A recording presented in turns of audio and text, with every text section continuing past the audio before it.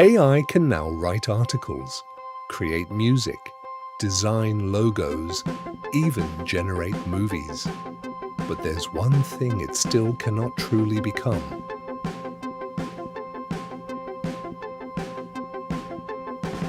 For decades, people were taught one thing: learn a skill, get a job, stay secure.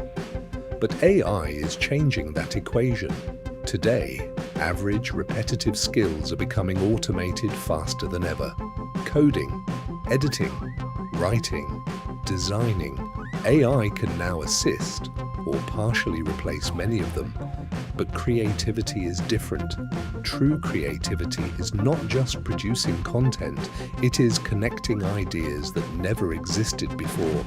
It is emotion, imagination, instinct.